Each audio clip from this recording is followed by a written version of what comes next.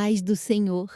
Sejam bem-vindos ao Discipular Mais Talk. Já vai deixando um like no vídeo e inscreva-se em nosso canal e bora para mais uma aula. Lição de número 6. A importância do batismo em águas.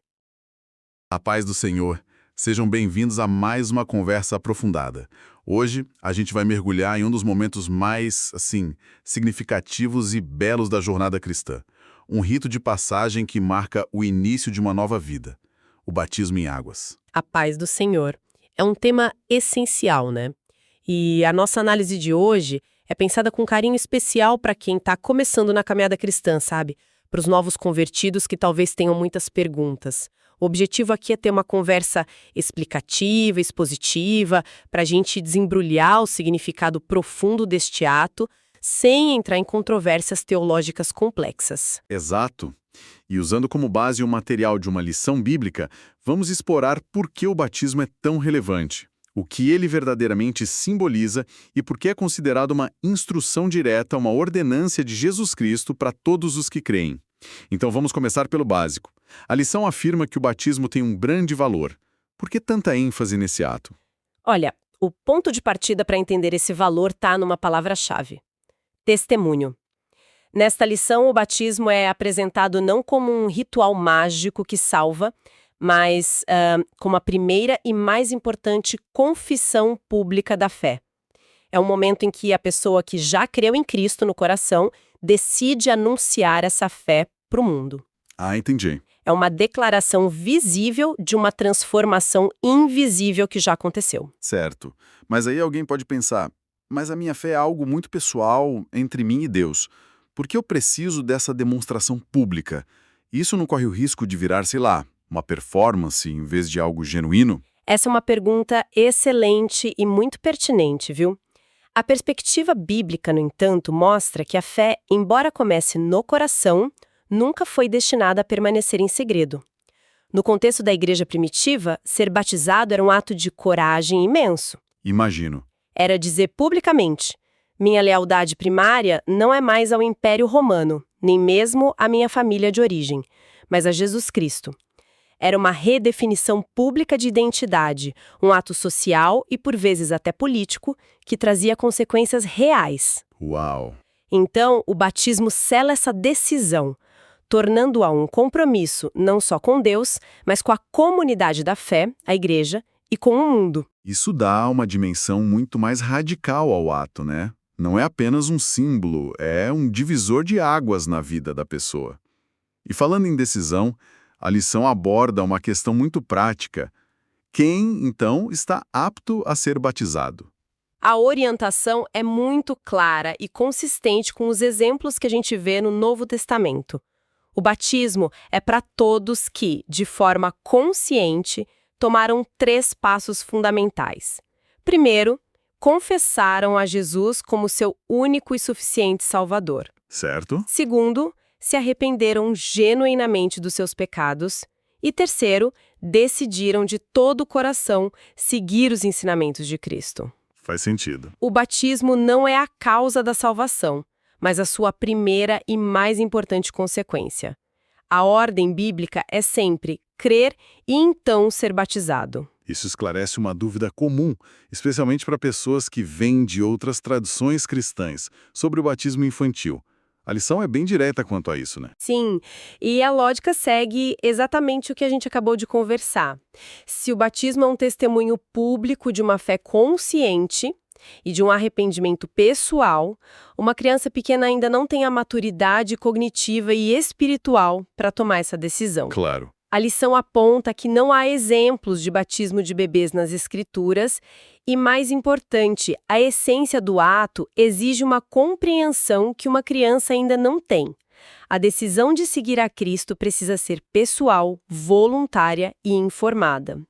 É um passo que cada um deve dar por si mesmo. Fica claro, então, que o batismo é um ato deliberado de alguém que já entendeu o básico do Evangelho. E essa ideia de ser um passo obrigatório e não opcional nos leva ao próximo ponto.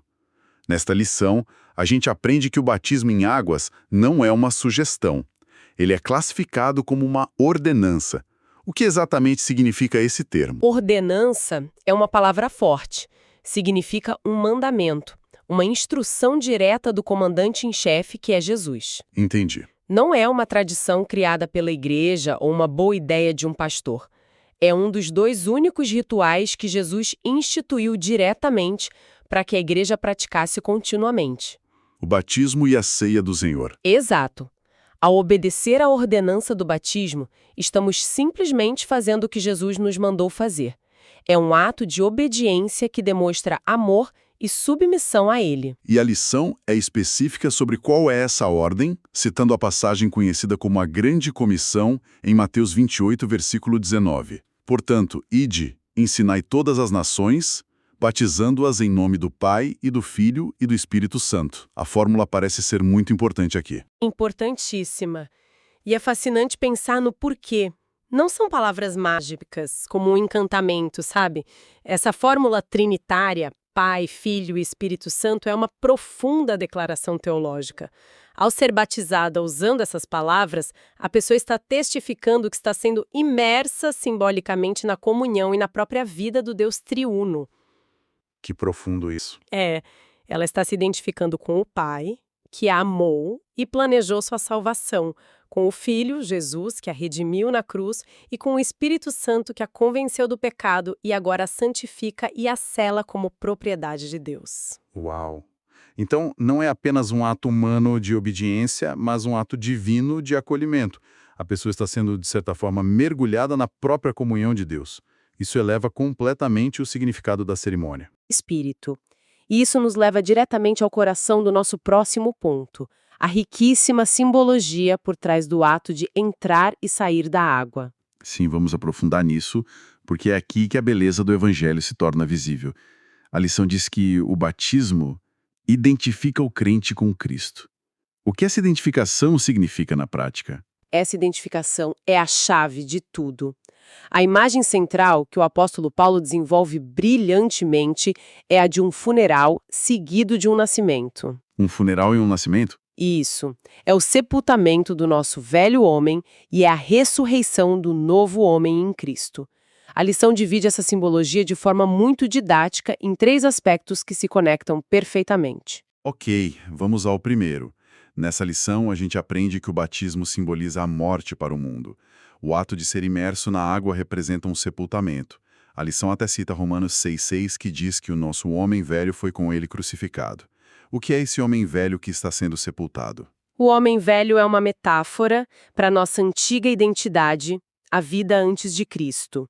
É o nosso eu que era escravizado pelo pecado, governado por desejos egoístas e que vivia separado de Deus. Certo. Pense nele como um regime político que governava sua vida.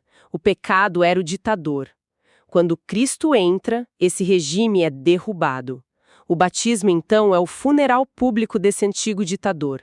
A imersão na água simboliza o fim definitivo dessa vida antiga. É uma declaração? Sim. A pessoa está declarando: eu não vivo mais sobre aquela tirania. Eu morri para o pecado e para o sistema de valores do mundo. E é interessante que Paulo tenha usado essa imagem tão forte de crucificação e morte na carta aos Romanos. Pelo que eu entendi, ele estava combatendo uma ideia perigosa que estava surgindo na igreja, certo? A de que já que a graça de Deus é tão grande, a gente poderia continuar pecando à vontade. Precisamente, Paulo está dizendo: de maneira nenhuma. Como vocês podem pensar em voltar a viver no pecado? Vocês não entendem? No batismo, vocês participaram simbolicamente da morte de Cristo para o pecado. Vocês foram a um funeral, o seu funeral. É forte. A imagem servia para chocar os leitores e mostrar a incompatibilidade radical entre a nova vida em Cristo e a antiga prática do pecado. É uma renúncia definitiva. E claro, na fé cristã, um funeral nunca é o fim da história. Ele aponta para a ressurreição. E esse é o segundo ponto simbólico. O batismo aponta para uma nova vida em Cristo. O sair da água. Exatamente. Se a descida às águas é o sepultamento, a subida é a ressurreição. É a imagem mais poderosa de um novo começo. A pessoa emerge da água, assim como Cristo emergiu do túmulo, para andar em novidade de vida, como diz Romanos 6,4. Novidade de vida. Isso.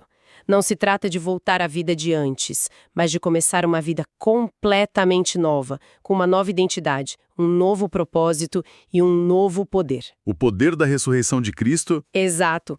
O poder da ressurreição de Cristo para viver de uma maneira que agrada a Deus. Então, é um testemunho visual de uma transformação completa. Não é apenas uma mudança de religião, mas, como a lição descreve, uma transformação moral e espiritual.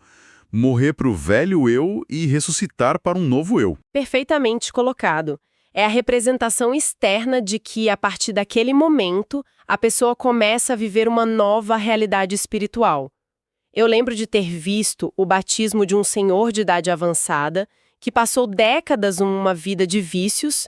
A alegria no rosto dele ao sair da água era indescritível. Que maravilha! Ele disse depois: "Sinto que deixei 70 anos de peso no fundo daquele tanque." É isso que novidade de vida significa na prática. É a liberdade de uma nova criação. Que imagem poderosa! E isso nos leva ao terceiro ponto, que amarra tudo. O batismo simboliza a ressurreição do pecado para a vida. Sim, este ponto finaliza o ciclo. Não se trata apenas de morrer para o pecado, mas de ressuscitar para Deus. É o compromisso de viver essa nova vida em comunhão com Ele e para a sua glória. A ressurreição que a gente celebra na Páscoa não é apenas um evento histórico distante ou uma esperança futura. Certo, ela se torna uma realidade presente na vida do crente. Ao sair da água, a pessoa está simbolizando que ressuscitou de uma vida de separação de Deus para uma vida de comunhão, propósito e serviço a Ele. É uma transição completa, da morte para a vida, da escuridão para a luz, do poder do pecado para o poder da graça de Deus. Tudo isso encapsulado nesse único e profundo ato simbólico. Exatamente. E é por isso que o batismo é tão central e tão belo na jornada cristã. Ele resume, de forma visível e palpável, toda a mensagem do Evangelho aplicada na vida de uma pessoa. Resumindo o que a gente viu nesta rica lição, então, o batismo em águas não é uma opção para o cristão, mas uma ordenança direta de Jesus, um passo fundamental de obediência. É um testemunho público, uma declaração ao mundo, à igreja e às hostes espirituais sobre uma fé que nasceu no coração. E, mais profundamente, é um símbolo poderoso da nossa união com Cristo em sua morte e ressurreição, marcando o funeral da nossa vida antiga e o nascimento de uma vida inteiramente nova. E o ponto final da lição serve como um guia prático para a igreja. Aquele que aceita Jesus como Senhor e Salvador deve ser instruído na palavra de Deus e, então, se submeter ao batismo em águas. A fé genuína leva ao desejo de obedecer, e o batismo é essa primeira grande declaração pública de fé e obediência. Isso nos deixa com um pensamento final para reflexão, algo que vai além da cerimônia em si. Se o batismo é o símbolo do início de uma nova vida, uma promessa de andar em novidade de vida, a pergunta que fica é: como essa nova vida se manifesta na prática, no dia a dia? Se alguém nos olhasse uma semana, um mês ou um ano após o nosso batismo, que evidências encontraria de que realmente saímos da água como uma nova criatura? Finalizamos por aqui. Bons estudos e a paz do Senhor. Tchau, tchau. Chegamos ao final de mais uma aula. Curta o vídeo e inscreva-se em nosso canal. Ative o sininho e fique atento às notificações. Fique na paz do Senhor. Bons estudos e até o próximo Discipular Mais Talk.